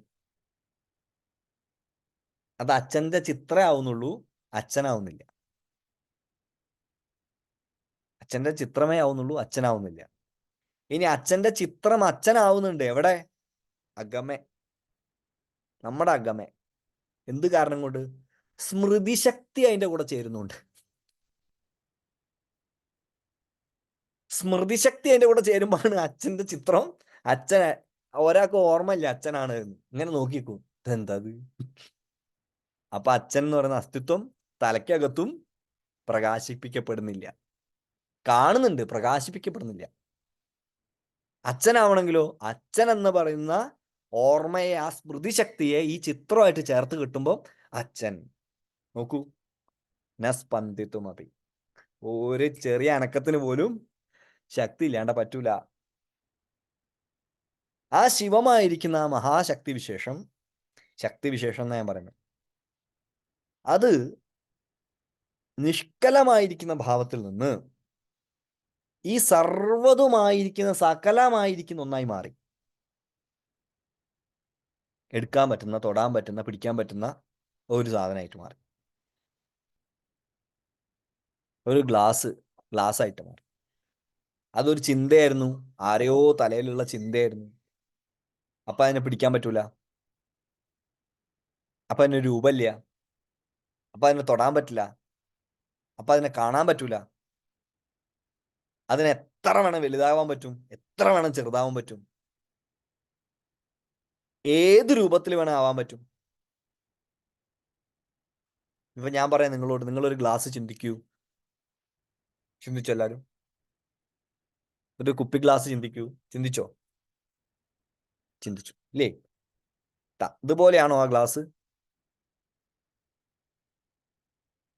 അതെന്താ അതല്ലാത്ത? ഞാൻ ഒരു ഗ്ലാസ് ചിന്തിക്കാൻ പറഞ്ഞ നിങ്ങളൊക്കെ ഇതല്ലേ ആലോചിക്കേണ്ടത്? നിങ്ങളൊക്കെ പല ഗ്ലാസ്സാണ് ആലോചിച്ചത്. അതിന്റെ കാരണം എന്താ? അതാണ് ശിവം. പക്ഷെ അതിന്റെ കൂടെ ഇച്ഛ, ഒരു ഗ്ലാസ് ക്രിയേറ്റ് ചെയ്യണം നിങ്ങൾ ചിന്തിച്ചു. വില്ലുണ്ടായി, ഗ്ലാസ് ക്രിയേറ്റ് ചെയ്യാനുള്ള ടെക്നോളജി ഉണ്ടായി. ആ ടെക്നോളജിയും നിങ്ങളുടെ വിൽ പവറും കൂടി കൂടിച്ചേർന്നു, ഇച്ഛയും ചേർന്നു, ജ്ഞാനവും ചേർന്നു. അത് എന്തായി പരിണമിച്ചു? ക്രിയാശക്തിയായി പരിണമിച്ചു. നോക്കൂ, വിൽ പവർ ഉണ്ടായ സമയത്ത്, ഒരു ഗ്ലാസ് ഉണ്ടാക്കണം എന്ന് പറഞ്ഞാൽ വിൽ പവർ അല്ല, ഒരു വിൽ ഉണ്ടായ സമയത്ത്, വിൽ പവർ അല്ല, ഒരു വിൽ ഉണ്ടായ സമയത്ത്, ഒരു ആഗ്രഹം ഉണ്ടായ സമയത്ത്, അത് ഗ്ലാസ് പോലെ തൊടാൻ പറ്റുന്ന ഒരു സാധനമായിരുന്നോ? എനിക്കിങ്ങനെ വജ്രം പോലെ തിളങ്ങുന്ന ഗ്ലാസ് ഉണ്ടാക്കണം എന്ന് ആഗ്രഹം. വിൽ, ആഗ്രഹം എത്ര വലുതാണ്? വജ്രം പോലത്തെ ഗ്ലാസ്. അപ്പൊ ഞാൻ ഗ്ലാസ് ഉണ്ടാക്കുന്നതിനെ കുറിച്ച് പഠിച്ചു. അപ്പൊ എന്ത് മനസ്സിലായി? വജ്രം പോലത്തെ ഗ്ലാസ് ഉണ്ടാക്കാൻ പറ്റില്ല കേട്ടോ. വില്ലിന്ന് കുറച്ചും കൂടി കുറഞ്ഞോ ഞാനായപ്പോ? പിന്നെയോ ഏതാണ്ട് അതുപോലത്തെ ഒക്കെ ഉണ്ടാക്കാൻ പറ്റും. എന്നിട്ട് ഉണ്ടാക്കി വന്നപ്പോഴോ ഇതാണായത്. ഇച്ഛിച്ച സാധനാണോ നിങ്ങൾ ഉണ്ടാക്കിയത്? അല്ല, പരിമിതമായൊരു സാധനത്തിന് ഉണ്ടാക്കി, അല്ലേ? പരിമിതമായതിന് വിചാരിച്ചത് തന്നെ ഉണ്ടാക്കി. അങ്ങനെ എന്തെങ്കിലും ഉണ്ടോ ലോകത്ത്? ന്യൂനത ഉണ്ടാവൂല്ലേ? ന്യൂനത വന്ന് ഭവിക്കും. ട്രാൻസ്ലേറ്റ് ഇടുമ്പോൾ ന്യൂനത വന്ന് ഭവിക്കും. ആ ക്രിയാശക്തിയുടെ പ്രകടനമായിട്ട് അത് വീണ്ടും വീണ്ടും വീണ്ടും വീണ്ടും വീണ്ടും ചെറുതാഴേക്ക് വരിക. അവസാനം അത് ഭൂമിയായിട്ട് മാറി. ഇപ്പൊ ശിവൻ ആലോചിക്കുന്ന ഇതല്ല ഞാൻ ഉണ്ടാക്കണം എന്ന് ഉദ്ദേശിച്ചത്. പക്ഷെ ഉണ്ടായത് എന്താ? കാണുന്നത് നമ്മളൊക്കെയാണ് ഉണ്ടായത്. ഞാൻ പ്രതീക്ഷിച്ചതല്ല, പക്ഷെ ഉണ്ടായത് ഇതാണ്. കാരണം എന്താ? ട്രാൻസ്ലേറ്റ് ചെയ്ത് വരുന്ന സമയത്ത് അത് കുറഞ്ഞ് കുറഞ്ഞ് കുറഞ്ഞ് കുറഞ്ഞ് കുറഞ്ഞ് കുറഞ്ഞ് വരും. കുറഞ്ഞ് കുറഞ്ഞ് കുറഞ്ഞ് വരുമെങ്കിലും അത് ആക്ച്വലി എന്തിന്റെ ട്രാൻസ്ലേഷൻ ആണ്? ബോധത്തിലുണ്ടായ ഒന്നിന്റെ ട്രാൻസ്ലേഷൻ തന്നെയാണ്. പക്ഷെ അതിന് പരിമിതി ഉണ്ട്. ആ പരിമിതിയാണ് പ്രപഞ്ചത്തിനുള്ളത്. അത് പരിമിതമായിക്കപ്പെട്ടു. പരിമിതം എന്ന വാക്കിനർത്ഥം എന്താ? പ്രപഞ്ചം അപരിമിതാണെന്ന് ആൾക്കാർ പറയും, എന്നാലും അത് പരിമിത. പരിമിതാണെന്ന് പറഞ്ഞാലും അത് പരിമിതാണ്. പരിമിത അല്ല എന്ന് പറഞ്ഞാലും അത് പരിമിതാണ്. പരിമേയം, പരിമാണങ്ങൾക്ക് ഉള്ളിൽ നിൽക്കുന്നല്ല എന്ന് പറഞ്ഞാലും അത് ഒരു തരത്തിൽ പരിമിതിക്കകത്ത് തന്നെ ഉള്ള ഒന്നാണ്. അതിനൊരു നിയതമായ രൂപവും ഘടനയും കാര്യങ്ങളൊക്കെ ഉണ്ട്. നമ്മുടെ ബുദ്ധിക്ക് മനസ്സിലാവില്ല എന്നുള്ള വേറെ വിഷയം.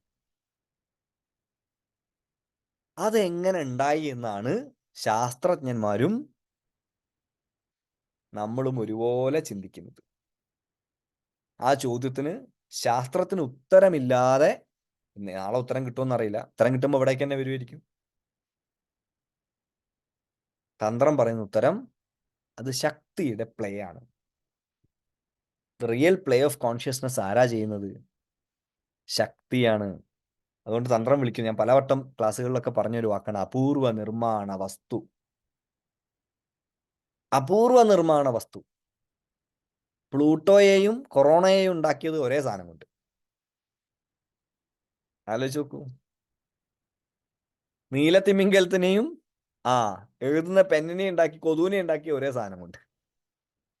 ഇത് രണ്ടും ഒരു സാധനം കൊണ്ട് ഉണ്ടാക്കി. രണ്ടൊരു സാധനം കൊണ്ട് ഉണ്ടാക്കി. പലതായി മാറാൻ പറ്റുന്ന വിശേഷ ശക്തിയുള്ള ഒന്ന്.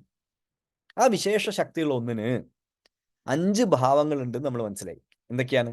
Consciousness, bliss, will, knowledge, action. എന്തൊക്കെയാണ്? ചിത്ത്, ആനന്ദം, ഇച്ഛ, ജ്ഞാനം, ക്രിയ.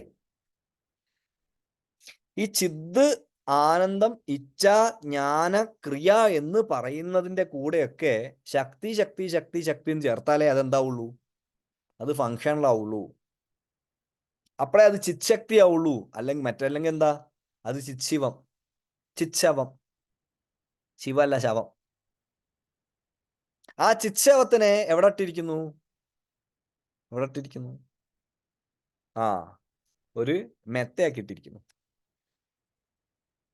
ആ ചിത്ശവത്തിന് ഇരിക്കാൻ ഒരു മെത്ത, ഒരു പലക പോലെ ഇരിക്കുക. പിന്നെയോ ബാക്കിയുള്ള 4 എണ്ണം ആനന്ദാദി ക്രിയാപര്യന്തമുള്ള 4 ശക്തികളോ 4 കാല് മാത്രം വെറുതെ. അതിന്റെ മുകളില് ഇതിൽ നിന്ന് സെപ്പറേറ്റഡ് ആയിട്ടുള്ള ഒരാൾ ഇരിക്കുന്നു. അതാരാ? അത് ത്രിപുരസുന്ദരി. ഏത് സമയത്ത് ത്രിപുരസുന്ദരി ഈ 5 എണ്ണത്തിൽ നിന്ന് സദാശിവ പലക, ബ്രഹ്മ, വിഷ്ണു, മഹേശ്വരൻ, ഈശ്വരൻ തുടങ്ങിയ അതിൽ നിന്ന് സെപ്പറേറ്റഡ് ആയിട്ട് ഒരു കസേരന്റെ മേലിരിക്കുന്നു. അപ്പോൾ ഇത് വെറും ഒരു ജഡമായ കസേരയ്ക്ക് തുല്യം. അതുകൊണ്ട് പഞ്ചപ്രേതാസന സ്ഥിത എന്ന് വിളിക്കും. 5 ശവത്തിന്റെ മേലെ ഇരിക്കുന്നു. അതെങ്ങനെ 5 ശവമായി പോയി? ഇതതിൻ്റെ അകത്ത് മാറിയിരിക്കുന്നുണ്ട്. അങ്ങനെ 5 പ്രേതങ്ങളുടെ മേലെ, 5 ബ്രഹ്മങ്ങളുടെ മേലെ ഉപസ്ഥിതമായിരിക്കുന്ന ആ മഹാശക്തി വിശേഷത്തെ വർണ്ണിക്കുവാൻ വേണ്ടി രചിച്ചിട്ടുള്ള ഏറ്റവും മനോഹരമായിട്ടുള്ള ഒരു കൃതിയാണ് പഞ്ചസ്തവി. അതിൻ്റെ വിഷയം നമ്മൾ നേരത്തെ പറഞ്ഞ വിഷയമാണ്. നിഷ്കലമായ ഒന്ന് സകലമായി എങ്ങനെയാണ് പരിണമിക്കുക എന്നുള്ളതാണ്. നിഷ്കലമായ ഒന്ന് സകലമായി എങ്ങനെ പരിണമിക്കും? നിഷ്കലമായ ഒന്ന് സകലമായി എങ്ങനെ പരിണമിക്കും? ആബ്സ്ട്രാക്റ്റ് ആയ ഒന്ന് കോൺക്രീറ്റ് ആയിട്ട് എങ്ങനെ മാറും? ഇതിന് ശാസ്ത്രത്തിന് ഉത്തരമില്ല, തന്ത്രത്തിന് ഉത്തരമുണ്ട്. അതുകൊണ്ട് അവസാനത്തെ ശ്ലോകത്തിന്റെ പേര്, സ്തവത്തിന്റെ പേര് സകല ജനനി സ്തവം എന്നാണ്. അത് സാമാന്യ നിലയ്ക്ക് നമ്മൾ എങ്ങനെ വ്യാഖ്യാനിക്കും? എല്ലാത്തിൻ്റെയും അമ്മയായ ജനനിയുടെ സ്തവം. എല്ലാത്തിൻ്റെ അമ്മ ജനനി, എല്ലാത്തിൻ്റെയും അമ്മയുടെ സ്തവം എന്നല്ല, അവിടെ വാക്ക് സകലം എന്നാണ്. അപ്പൊ അവിടെ പറയാതിരിക്കുന്ന ഒന്നെന്താ? നിഷ്കലം എന്നാണ്. അപ്പൊ നിഷ്കലമായിരിക്കുന്ന എന്ത്? രൂപഭാവാദികളില്ലാത്ത ശക്തിവിശേഷമാ ആയി മാത്രം കുടികൊള്ളുന്നത് എന്ത്? ട്രാൻസ്ലേറ്റ് ചെയ്യപ്പെട്ടിട്ടില്ല. അത് പരാശക്തിയാ. അത് ഏത് ഭാവത്തിൽ കുടികൊള്ളുന്നു? ഇത് കുണ്ഡലിനി ഭാവത്തിൽ കുടികൊള്ളുന്നു, ശരീരത്തിൽ. അതുകൊണ്ട് ശരീരസ്ഥമായ കുണ്ഡലിനിയിൽ നിന്നാണ് പഞ്ചസ്തവിയുടെ തുടക്കം. അതുകൊണ്ട് ആദ്യത്തെ സ്തോത്രം 20 ശ്ലോകങ്ങളുള്ള ആ കൃതി ബാലാവിംശതി എന്നാ വിളിക്കുന്നത്. ബാല. അപ്പൊ ആരാ ബാല? ഇതാണ് ചോദ്യം. കുണ്ഡലിനിയുടെ ഏറ്റവും പ്രാദുർഭാവമാണ് ബാല. അതുകൊണ്ട് അതിനെ ലഘു എന്ന് വിളിക്കുന്നത്. ലഘു ബാലക എന്നൊക്കെ പറയില്ലേ നമ്മൾ സംസ്കൃതത്തിൽ? ചെറിയ കുട്ടി. ചെറിയ കുട്ടി എന്ന് പറഞ്ഞ കുട്ടി പറഞ്ഞാൽ മതി. ലഘുവാണ്, ലഘു, ചെറുതാണ്. പറച്ചിലാണ് കേട്ടോ ചെറുത്, സ്വഭാവത്തിലല്ലേ. അതിപ്പോ അങ്ങനെയാണല്ലോ, ലളിതാന്ന് പേരല്ലേ ഉള്ളൂ, സ്വഭാവം ലളിതയല്ലല്ലോ അല്ലേ. ഞാൻ എപ്പോഴും പറയാറുണ്ട്, ലളിതാന്ന് പേര് ക്രമം ഭയങ്കര കഠിനം, ക്ലിഷ്ടം. സ്വഭാവം അതിലും കഠിനം. മഹിമാന്ന് ഇനി പേരിടുണ്ട്, പേര് മാറ്റിട്ട് പോയില്ല, ലളിത. അതുപോലെ ബാല കേട്ടായിരിക്കും ചെറിയ വീട്ടിലുള്ള കുട്ടിയാണ്. കുലകുണ്ടാലയത്തിൽ വസിക്കുന്ന ആ കുണ്ഡലിനിയുടെ ആദ്യ സ്വരൂപ ബാല. ശരീരത്തിൽ അത് മൂലാധാര കുണ്ഡത്തിൽ വസിക്കണം. രാഷ്ട്രം ഒരു ശരീരമായി കണക്കാക്കി കഴിഞ്ഞാൽ മൂലാധാരമായിരിക്കുന്ന കന്യാകുമാരിയില് ബാല. കന്യാകുമാരി ദേവി ആരാണ്? സിദ്ധരോട് ചോദിച്ചാൽ പറയും ബാല. വാലൈപ്പെണ്ണ് അല്ലാണ്ടാര് നോക്കിവരും. വാലൈപ്പെണ്ണ് എന്നാ പറയാം. എത്രയോ കൃതികളുണ്ട് ബാല. ലഘു. ഒരു പക്ഷേ ഇത്രയും കഠിനമായിട്ടുള്ള ഒരു വിഷയത്തെ ഒരാൾ പഠിക്കാൻ ശ്രമിക്കുമ്പോൾ കണ്ട് ബോധം കെട്ടുകൊണ്ടാന്ന് എഴുതിയിട്ടായിരിക്കാം ഒരുപക്ഷെ അതിന് ലഘുസ്തവം എന്ന് പേരിട്ടത്. ചെറിയ കാര്യാട്ടോ ലഘുസ്തവം. ഇല്ലേ? കേൾക്കുമ്പോൾ തന്നെ സുഖല്ലേ? ബാലാവിംശതി എന്ന് പറയുന്നതിനേക്കാൾ സുഖല്ലേ ലഘുസ്തവം എന്ന് പറയാം? ലഘുസ്തവം പഠിക്കാൻ ലഘു കേട്ടോ, അത്ര ബുദ്ധിമുട്ടൊന്നുമില്ല. പഠിക്കാൻ തുടങ്ങിയാലേ അറിയുള്ളൂ വിവരം അല്ലേ. നാളെ പറഞ്ഞു പറ്റിച്ചിട്ട് ഇതിൽ ചാടിക്കാണ്. അപ്പൊ ലഘുസ്തവം അങ്ങനെ പറയുമ്പോ തന്നെ എത്ര എളുപ്പമുണ്ട്. നമ്മളൊരു കഠിനമായ വിഷയം പഠിക്കാൻ ആരുടെ അടുത്തും പോവാന്നിരിക്കുക, ഗ്രാമർ പഠിക്കാൻ പോവാൻ എന്നിരിക്കുക, അല്ലെ കണക്ക് പഠിക്കാൻ പോവാണ്. കണക്ക് ഭയങ്കര ടഫാണ് കേട്ടോ, ഒരു സാധനം മനസ്സിലാവില്ല എന്ന് പറഞ്ഞാൽ പിന്നെ നമ്മൾ പഠിക്കാൻ പോകും ഇല്ല. നേരെ മറിച്ച് അധ്യാപകൻ പറയാണ്, ചെറിയ കാര്യമല്ലേ, ഏതാൾക്കും പറ്റും, ആർക്കും പഠിക്കാൻ പറ്റും, ലഘുവാണ് വിഷയം. ആണോ? ഒന്ന് ട്രൈ ചെയ്തോക്കല്ലേ? ആ ട്രൈ ചെയ്തോക്ക. ട്രൈ ചെയ്യാൻ തുടങ്ങിയ ഒരു ഇൻട്രസ്റ്റ് കയറിയാലേ ഉള്ളൂ ബാക്കിയുള്ള വിഷയം പഠിക്കാൻ പറ്റും. ലഘുസ്തവം എന്തൊരു ചിന്തിച്ചിട്ടായിരിക്കും അത് ഇട്ടിട്ടുള്ളത്. ഇനി വേറൊരു ചിന്ത, ഇത് എഴുതിയ ആൾ ചിന്തിക്കുകയാണ്, ഇത് ഇത്രയും വലിയൊരു വിഷയമല്ലേ, ഞാൻ അത് കൈകാര്യം ചെയ്യാൻ പോകുന്ന ശക്തിവിശേഷമൊന്നും എനിക്കില്ല, അതുകൊണ്ട് ഞാൻ എഴുതിയ ഒരു ലഘുസ്തവം. അങ്ങനെയും അതിനെ ചിന്തിക്കാം. ഇതൊക്കെ ഞാൻ ഉണ്ടാക്കി പറയുന്നല്ലേ, പണ്ഡിതന്മാരുടെ അഭിപ്രായമാണേ. ശരി. അപ്പൊ ലഘുസ്തവം അത് ചെറിയൊരു, ഞാൻ അത്ര വലിയ പണ്ഡിതനൊന്നുമില്ല, ലഘുസ്തവം പഠിക്കാം. എനിക്കറിയാം അത് വലിയ വിഷയമാണെന്ന്, പക്ഷെ എൻ്റെ ബുദ്ധിയും വിവരവും വെച്ചിട്ട് ലഘുസ്തവം, ചെറിയൊരു എളിയ കൃതി എന്ന് പറയില്ലേ നമ്മള്. ചില ആൾക്കാർ വേദിയിലൊക്കെ പ്രസംഗിക്കുമ്പോൾ കേട്ടിട്ടില്ലേ, ഈ ബ്രഹ്മാണ്ടം മുഴുവൻ ചമച്ചത് ഈ എളിയ ഞാനാണ് എന്നൊക്കെ പ്രസംഗിച്ചളയും. എങ്ങനെയാണ് ഇവര് പ്രസംഗിക്കുക? സർവകാര്യം ഓരോ തലയിലായിരിക്കും, പക്ഷെ എളിമ വിട്ടൊരു കളിയില്ല. അങ്ങനെ എത്രയോ ആൾക്കാരറിയാം, എനിക്ക് തന്നെ അറിയാം. സർവ്വത് വരെ ഉണ്ടാക്കിയിട്ടുണ്ടാവും, പക്ഷെ എളിയ ഞാനാണെന്ന് പറയും. എളിമ. ആ എളിമയല്ല കേട്ടോ, ഇത് യഥാർത്ഥത്തിലുള്ള എളിമ.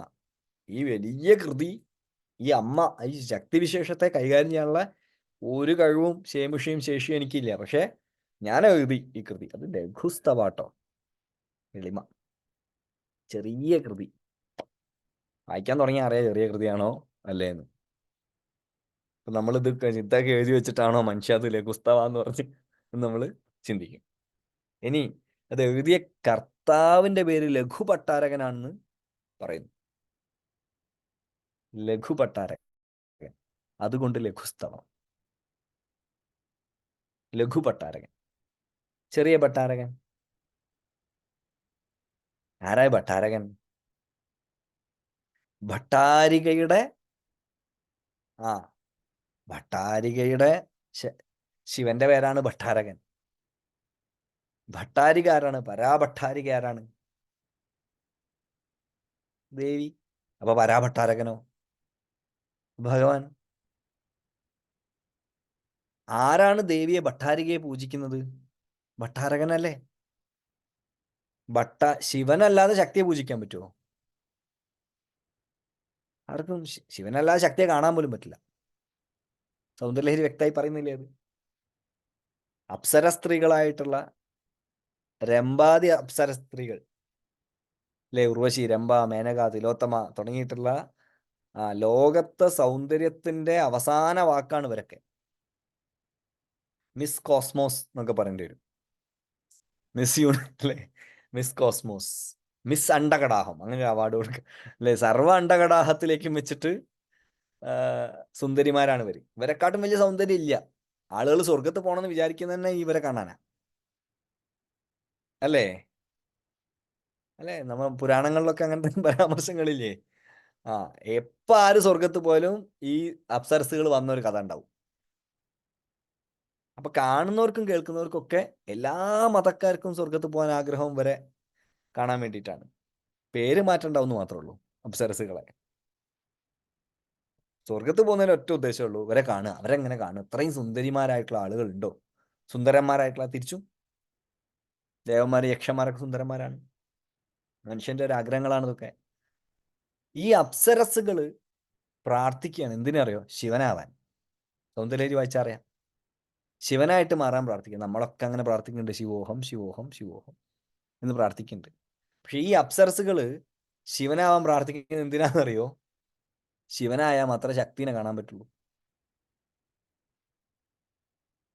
ഇവര് ശക്തിനെ കാണാൻ വേണ്ടിയിട്ടാണ് ശിവനാവാൻ പ്രാർത്ഥിക്കുന്നത്. ശിവനായ എന്ത്? ആരെ കാണാൻ? ശക്തിയെ കാണാം. അതാരാ? ത്രിപുര സുന്ദരി. അപ്പൊ ഒരു സുന്ദരിക്ക് ഇന്നെക്കാട് സൗന്ദര്യം ഉണ്ടോ മറ്റേ ആൾക്കെന്ന് നോക്കിയാലല്ലേ അറിയുള്ളൂ. ഇപ്പോ കാണാൻ കിട്ടില്ല.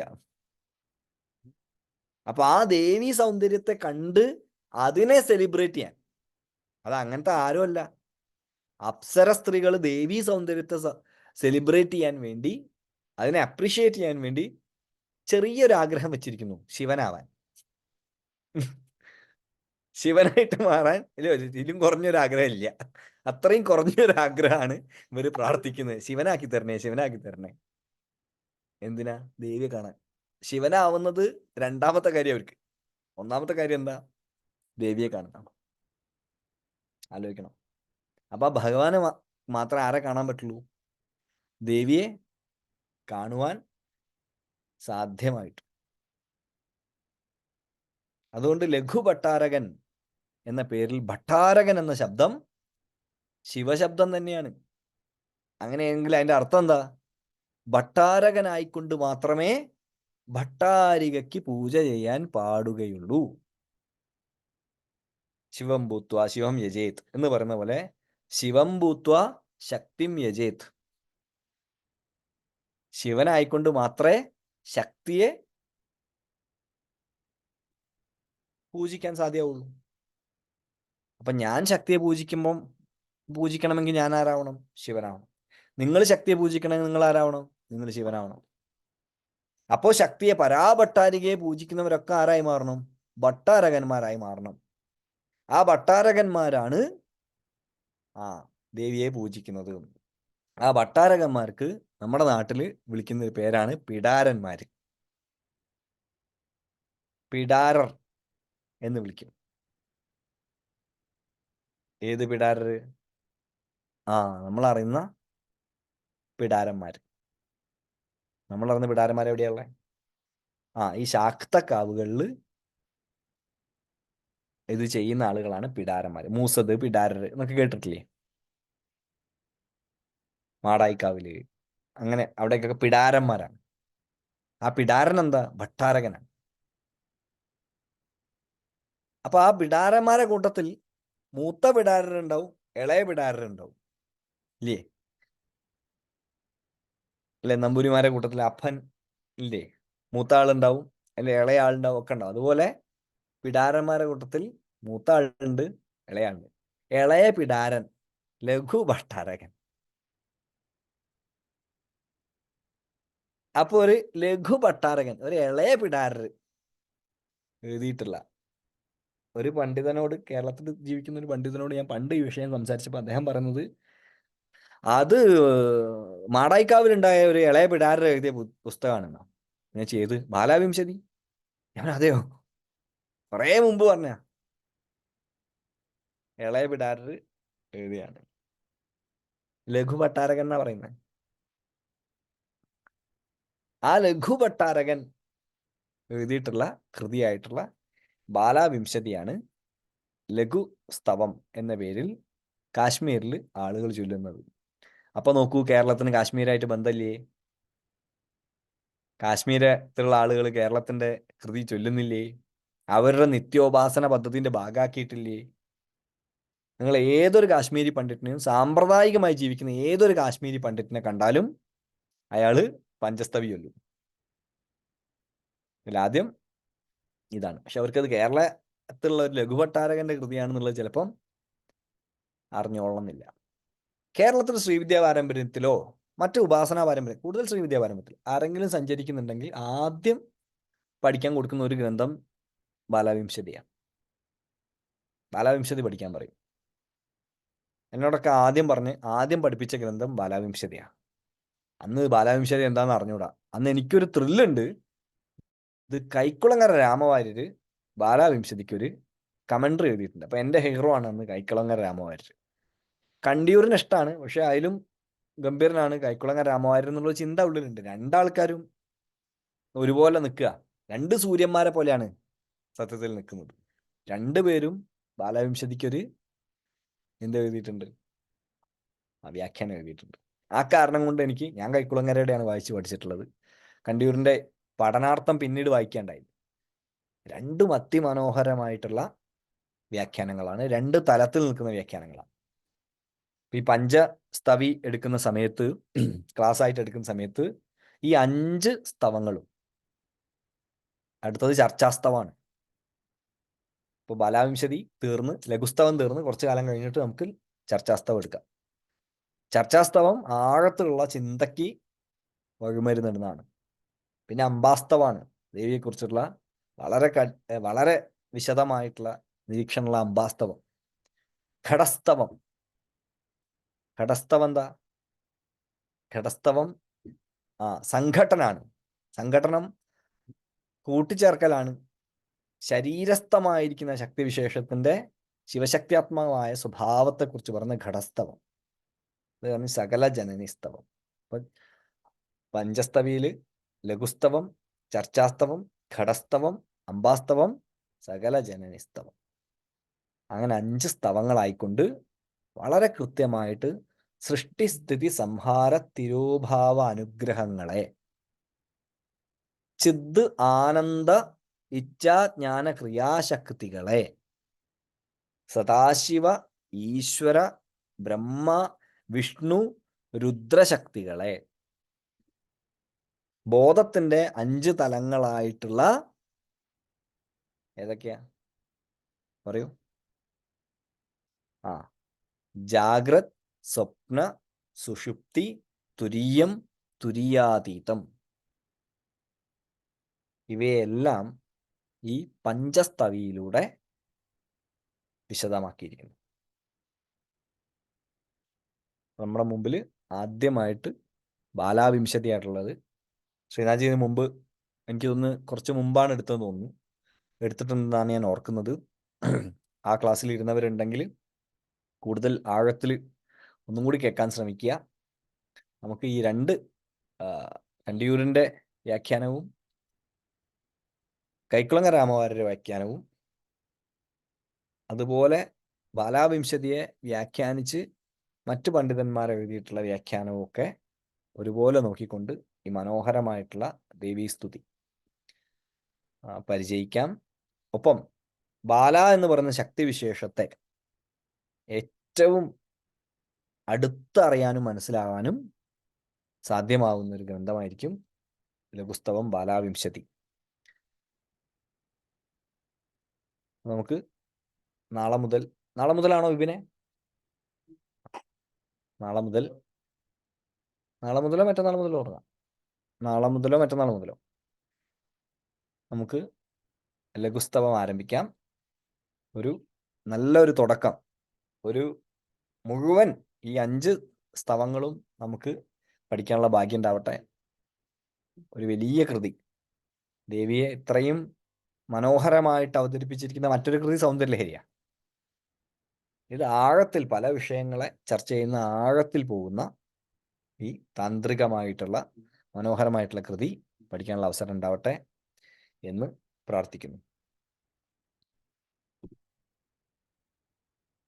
എനിക്കുള്ള മനസ്സിലായില്ല. ശരി, എന്തെങ്കിലും സംശയം ഉണ്ടോ? 2-3 സംശയം എടുക്കാം.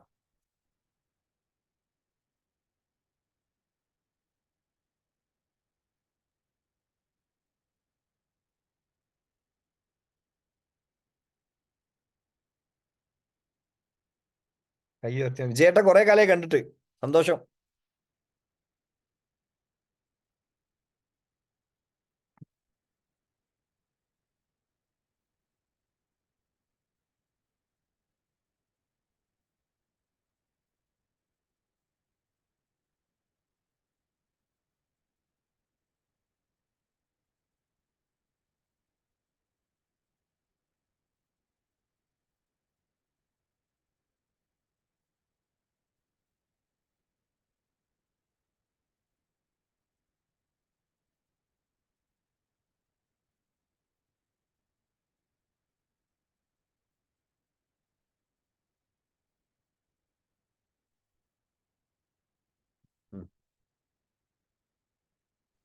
ചോദിച്ചോളൂ. നമസ്തേ രാംജി. സംശയം നമസ്തേ. ചോദിക്കാനല്ല, ഞാൻ രാംജിയോട് സംസാരിക്കണമെന്നൊന്ന് വിചാരിച്ചിരുന്നു. മാനസരോവർ കൈലാസ് യാത്ര കഴിഞ്ഞ് ഇന്നലെ ഞാൻ വന്നു. ഓ, പറഞ്ഞല്ലോ, പോകുമ്പോ വിളിച്ചല്ലോ. അതെ, ആ. ഞാനപ്പോ അതിന് ഒന്ന് സംസാരിക്കണമെന്ന് വിചാരിക്കാനുള്ള കാരണം, പരമരഹസ്യം എന്നുള്ള ബുക്കിനകത്ത് ഒരു പേജ് ഞാൻ തുറന്നപ്പോ ഞാൻ അതിൽ ഒരു ലൈൻ വായിച്ചിരുന്നു. ശിവന്റെ ലേക്കുള്ള വാതില് ശക്തിയാണ്. ആ ഒരു ലൈൻ ഇങ്ങനെ അതിന്റെ മനസ്സിൽ ഇങ്ങനെ ഉണ്ടായിരുന്നു നന്നായിട്ട് എപ്പോഴും. അപ്പൊ ഞാൻ ഈ പരിക്രമണം ചെയ്യുന്ന സമയത്ത് മൊത്തം ദേവിയുടെ ഇതാണ് എനിക്ക് വരുന്നത്. അത്രയും നമശിവായ നല്ല വരുന്നത്. ഞാനപ്പോ ചിന്തിക്കുന്നത് മൊത്തം ഈ ഒരു ലൈനാണ്. അപ്പൊ ദേവി അത് എനിക്ക് ഞാൻ അത് തന്നെ അങ്ങ് ചൊല്ലുകയാണ് ദേവി. പിന്നെ അവസാന ലളിതാ സഹസ്രനാമത്തിൽ ലാസ്റ്റിലെ ഒരു ലൈൻ ഉണ്ടല്ലോ, ഓം ശ്രീ ശിവ ശിവശക്തി, അതും ചൊല്ലുന്നുണ്ട്. അപ്പൊ ഇതിങ്ങനെ സംഭവം കഴിഞ്ഞിട്ട് ഇന്നലെ രാത്രിയിൽ വീട്ടിൽ വന്നപ്പോഴും എനിക്ക് രാംജിയോടൊന്ന് സംസാരിക്കണം. പക്ഷെ രാംജി തിരക്കാണ്. പക്ഷെ ഇന്ന് അതിനുള്ള ഒരു ഇത് കിട്ടി. ഇത് എനിക്കൊന്ന് പറയണമെന്നുണ്ടായിരുന്നു. വാതില് ദേവിയാണല്ലോ. ഉച്ചത്തെ നല്ല ഭൈരവതന്ത്രം പറയുന്നത് ലൈൻ എനിക്ക് അതാണ്. ഞാൻ ആ പുസ്തകം ഇങ്ങനെ വായിച്ചെങ്കിലും അങ്ങനെയുള്ള ഒരു ലൈനും എന്റെ മനസ്സിൽ അത്ര, ഇത് ബുക്ക് തുറന്നു ഈ ഒരു ലൈൻ കണ്ടു, ഇതെന്റെ മനസ്സിൽ നിന്ന് അങ്ങോട്ട് പോന്നേ. അപ്പം അതൊരു വലിയ അനുഗ്രഹമായിട്ട് തോന്നി. അതൊന്ന് ഷെയർ ചെയ്യാൻ പറ്റുക അതിലും വലിയ ഭാഗ്യമായിട്ട് കരുതുന്നു. Okay, thank you.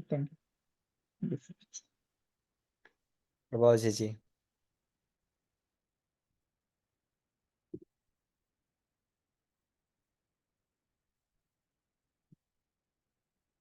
ചോദിച്ചോളൂ. അൺമ്യൂട്ട് ചെയ്യാൻ പറ്റില്ലേ?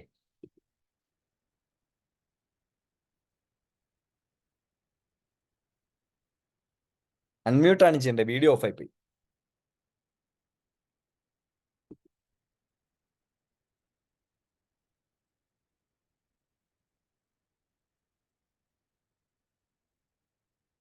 പറ്റുന്നില്ല. ക്ലാസ്സിൽ ചോദിക്കാം ചേച്ചി എന്നാല്. ശരി, അപ്പം വേറെ ആർക്കും സംശയങ്ങളൊന്നും ഇല്ലെങ്കിൽ നമുക്ക് നിർത്താം. എല്ലാ ദിവസവും നമുക്ക് 1 മണിക്കൂർ കൂടാം. പരമാവധി ഒരു ദിവസം ഒരു ശ്ലോകം, ആ ശ്ലോകം അതിൻ്റെ വ്യാഖ്യാനം. നമുക്ക് എന്തെങ്കിലും അതുമായി ബന്ധപ്പെട്ടുള്ള ധ്യാനമുറകളും പരിശീലിക്കാം. ആ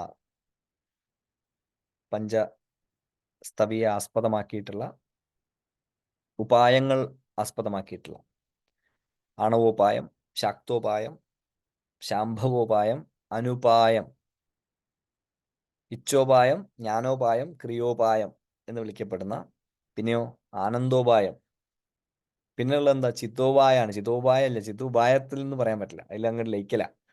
അങ്ങനെ 5 അങ്ങനെയുള്ള ഉപായങ്ങൾ അടിസ്ഥാനപ്പെടുത്തിയിട്ടുള്ള മെഡിറ്റേഷൻസ്, ധാരണകൾ നമുക്ക് പരിശീലിക്കാം.